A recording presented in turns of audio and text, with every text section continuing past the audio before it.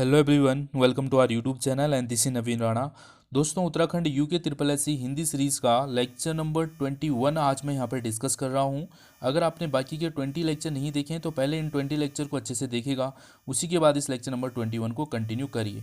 तो दोस्तों, ये जो सारे लेक्चर जो है एक दूसरे से लिंक होते हैं, इसलिए आपको जो है प्रीवियस लेक्चर को पहले देखना बहुत ज़्यादा ज़रूरी होता है। इन सभी 20 लेक्चर का लिंक मैं आपको इस वीडियो के डिस्क्रिप्शन में दे दूँगा, वहाँ से आप क्लिक करते ही सारे लेक्चर को एक्सेस कर पाएंगे। दोस्तों, ये हिंदी सीरीज जो है सामान्य हिंदी का हमारा UK triple S C exam, Uttarakhand समूह का, उत्तराखंड पुलिस, एसआई, पीडीओ, उन सभी परीक्षाओं जिनमें सामान्य हिंदी पूछी जाती है, सभी के लिए ये सीरीज चलाई जा रही है और इस सीरीज को हम बहुत ही डिटेल में हिंदी को कवर कर रहे हैं। तो दोस्तों, आज की इस लेक्चर नंबर 21 में जानेंगे रूपक अलंकार और उत्प्रेक्षा अलंकार को।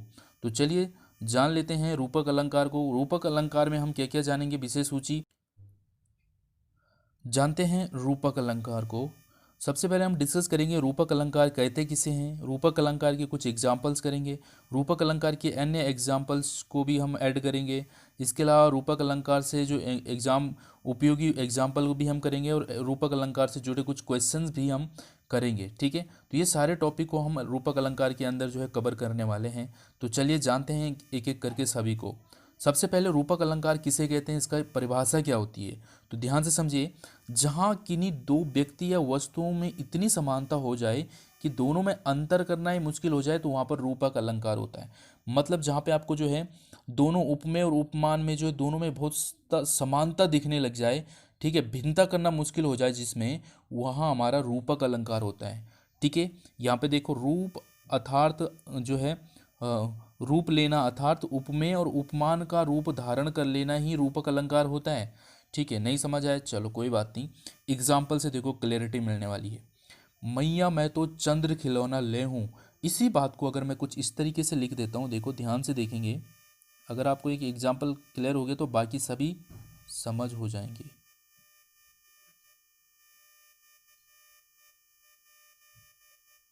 इस एग्जाम्पल को देखो, मैया मैं तो चांद सा गोल खिलौना ले हूँ। ठीक है, ये है मैया मैं तो चांद सा गोल खिलौना ले हूँ। तो यहाँ पे आप देखेंगे, इसमें देखो जो मैंने अभी लिखा, ये मैया मैं तो चांद सा गोल खिलौना ले हूँ, तो इसमें आप देखेंगे एक बच्चा या कृष्ण कह रहे हैं कि मुझे क्या है, चांद जैसा एक खिलौना चाहिए। ठीक है, ये कह रहा है। तो यहाँ पे देखेंगे ये जो खिलौना है, ये खिलौना क्या है, खिलौना यहाँ पे हो जाएगा उपमेय, होगा नहीं होगा, खिलौना यहाँ पे उपमेय है। और इस खिलौने को जो है किससे तुलना की जा रही है, चांद से। समझ रहे हो, खिलौना कैसा चाहिए, चांद जैसा खिलौना चाहिए, मतलब इस उपमेय यहाँ पे उपमान हो जाएगा चांद, चांद यहाँ पे क्या हो जाएगा, उपमान हो जाएगा। समझ रहे हो, तो और यहाँ पे क्या हो जाएगा, गोल क्या हो जाएगा, साधारण धर्म हो जाएगा। और यहाँ पे सा क्या हो जाएगा, ये वाचक शब्द हो जाएगा। मतलब चारों मिल रहे हैं। तो ये किसका एग्जाम्पल बताया मैंने, ये बताया मैंने उपमा अलंकार का। समझे, ये मैंने उपमा अलंकार का एग्जाम्पल दिया यहाँ पे। ठीक है, जिसमें चारों आ रहे हैं। समझ रहे हो, तो यहाँ पे क्या हो रहा है, खिलौनों को किससे तुलना की गई थी, चांद से। मैया मैं तो चांद सा गोल खिलौना चाहिए, मतलब ये खिलौना कैसे चाहिए, चांद की जैसा गोल खिलौना चाहिए। तो यहाँ पे उपमान है, उपमेय से तुलना की गई। बट यहाँ पे देखो, अब इस वाले में देखो, मैया मैं तो चंद्र खिलौना ले हूँ, मतलब मुझे जो है चंद्र ही खिलौना चाहिए। मतलब यहाँ पे ये नहीं बोला कि मुझे चांद जैसे, तुलना नहीं करी जा रही कि चांद जैसे खिलौना, नहीं, यहाँ पे बोला मैया मैं तो चंद्र खिलौना ले हूँ, मतलब मुझे चांद ही खिलौना चाहिए।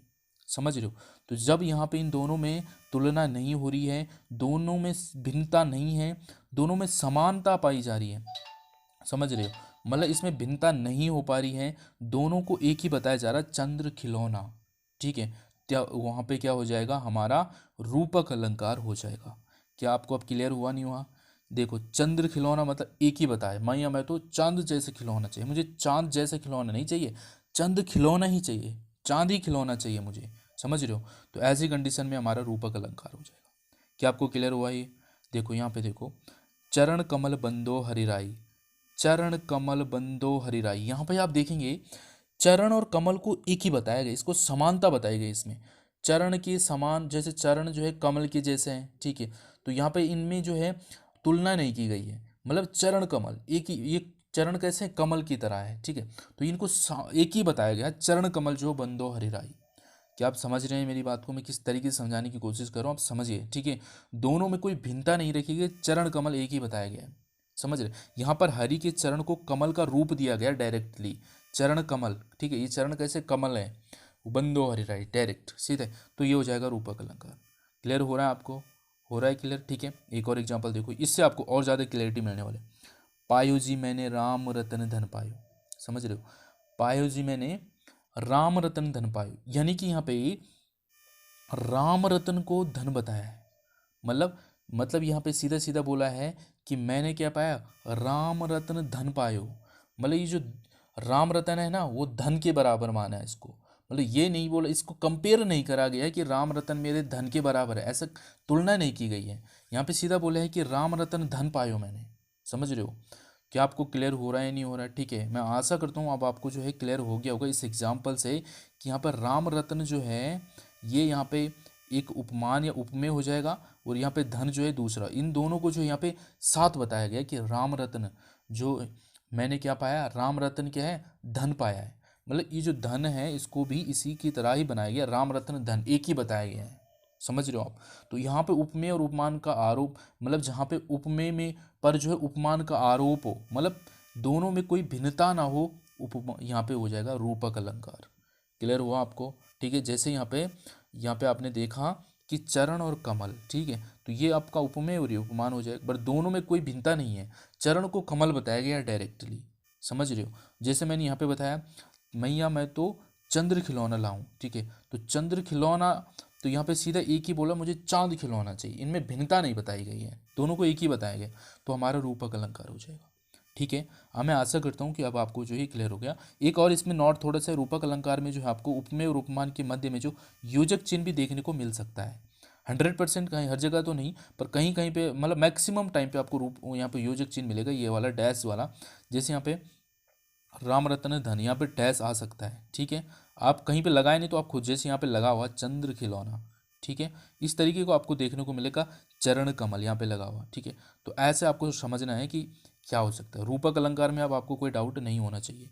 यहाँ पे देखो कुछ क्वेश्चंस हैं, देखो चरण कमल बंदो हरि राय में कौन सा अलंकार है, तो रूपक अलंकार है।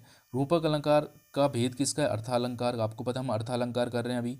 रूपक अलंकार कब होता है, जब उपमेय उपमान का भेद रहित होता है, आरोप होता है, मतलब भेद रहित, मतलब जिसमें कोई भेद नहीं हो और एक ही बताया जाता है, ठीक है।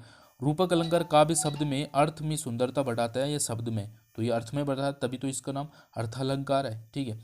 तो अब मैं आशा करता हूँ ये आपको जो है रूपक अलंकार आपको क्लियर हो गया। अभी कोई डाउट है तो मुझे कमेंट करके ज़रूर बताएं, और एग्जाम्पल के साथ और क्लैरिटी के साथ करवा सकता हूँ, ठीक है। पर आपके कमेंट्स आना बहुत ज़्यादा ज़रूरी। क्लियर हो गया तो वो भी आप कमेंट करके ज़रूर बताएं कि समझ अच्छे से आ गया। अब एक और चीज़ है, अपनहुति अलंकार सेम है, जैसे रूपक अलंकार है वैसे ही अपनहुति अलंकार भी है। तो इसको थोड़ा सा समझ लेते हैं, इसमें क्या डिफरेंट है। देखो मैंने यहाँ पे क्या लिखा, एक लाइन जो लिख रहा हूँ इससे आपको ज़्यादा क्लियरिटी होगी। मैंने लिखा यह चेहरा जो है, यह चेहरा गुलाब, यह चेहरा गुलाब का ताज़ा फूल है, ताज़ा फूल है, ठीक है। यहाँ पे देखो यह चेहरा जो है गुलाब का ताज़ा फूल है, तो यहाँ पे आप देखेंगे तो क्या हो रहा है, ये जो ताज़ा फूल है गुलाब, इस चेहरे को जो है गुलाब के ताज़ा फूल की से तुलना की गई है कि चेहरा कैसा है, गुलाब के ताज़ा फूल की तरह है। तो जब आपको ऐसा देखने को मिलेगा तो आपको पता है क्या हो जाएगा, रूपक अलंकार होता है, सॉरी उपमा अलंकार होता है, ठीक है। जब हम दोनों में तुलना करते हैं तो तब हमारा क्या होता है, उपमा अलंकार होता है, समझ गए आप। बट अभी हमने क्या लिखा यहाँ पे, अगर मैं इसको यहाँ पे लिखता यह चेहरा, यह चेहरा गुलाब का ताज़ा फूल है, ये ठीक है, तब ये हमारा क्या हो जाता, रूपक अलंकार होता। कौन सा होता, रूपक अलंकार होता है, जो अभी हम पढ़ रहे हैं, ठीक है। अब आप जो रूपक अलंकार है इसी में अगर बीच में क्या आ जाए, नहीं आ जाए, मतलब निषेध रहित हो जाए, ये निषेध इसमें आ जाए तो ये अपनहुति अलंकार होता है। मतलब जो रूपक अलंकार है जो अभी हमने पढ़ा उसमें अगर हम नहीं लगा देंगे बीच में तो ये हमारा क्या हो जाएगा, अपनहुति अलंकार हो जाएगा। जैसे कि यह चेहरा नहीं गुलाब का फूल है, समझ रहे हो, तो ये नहीं जो आ रहा है यहाँ पे, इस वजह से ये जो अपनहुति अलंकार होता है। यह रस यह रस्सी नहीं, सांप है, ठीक है। मुख नहीं है, चंद्र है, ठीक है। तो ये बहुत सिंपल है, आप इसको समझ गए होंगे। अपनहुति अलंकार में नहीं निषेध आता है, ठीक है। निषेध सहित होता है जिसमें नहीं लगा होता है, ठीक है। तो अपनहुति अलंकार आपको क्लियर हो गया। आगे बढ़ते हैं। उत्प्रेक्षा अलंकार वेरी वेरी मोस्ट इंपॉर्टेंट है ये। उत्प्रेक्षा अलंकार क्या होता है, ध्यान से इसको भी समझेंगे, तब आप इन तीनों में जो है भिन्नता कर पाएंगे, ठीक है।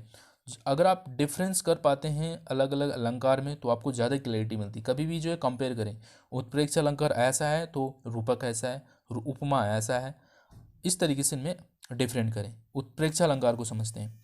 इस आर्टिकल में इसमें हम जानेंगे उत्प्रेक्षा अलंकार किसे कहते हैं, इसके एग्जाम्पल करेंगे, कुछ क्वेश्चंस भी करेंगे। आगे बढ़ते हैं, चलिए जानते हैं उत्प्रेक्षा अलंकार को क्या है।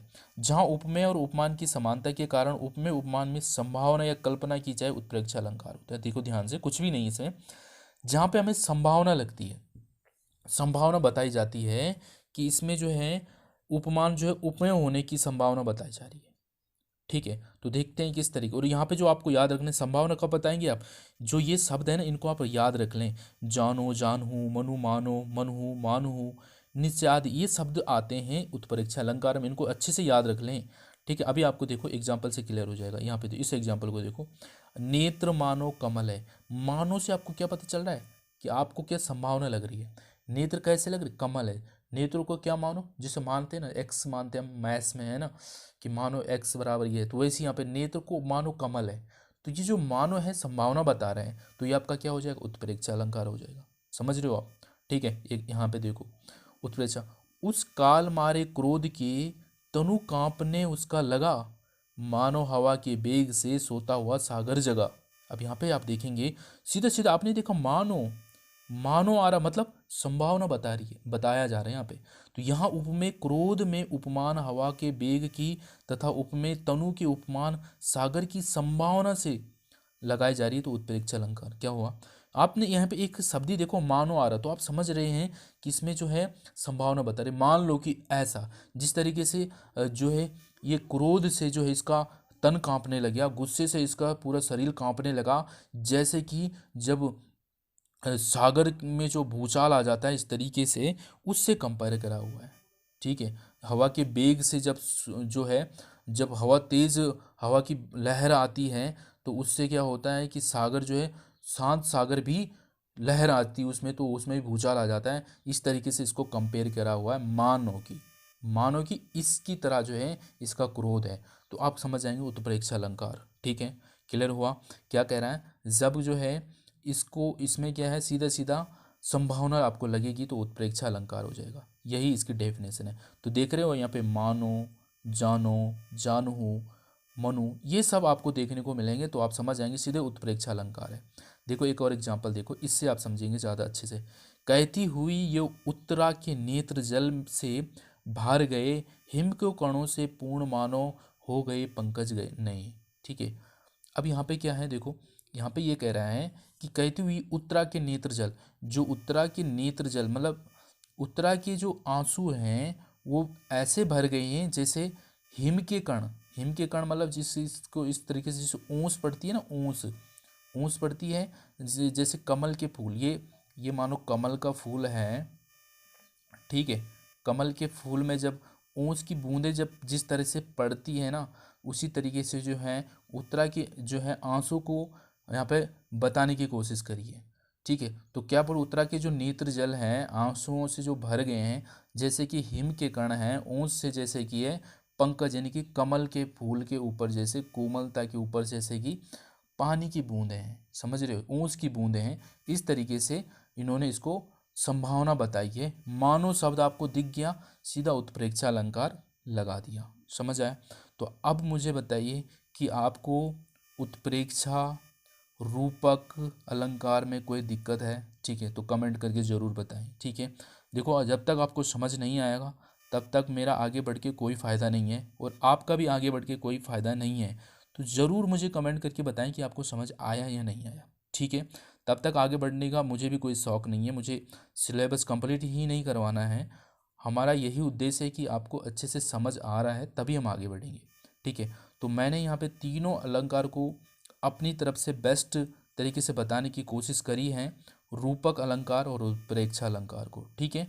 रूपक अलंकार में हमने एक और जाना था अपनुहूति अलंकार, और अपनुहूति अलंकार कुछ भी नहीं है, जहाँ पे आपको सीधा नहीं देखने को मिलेगा निषेध, अपनुहूति अलंकार हो जाएगा। समझ गए?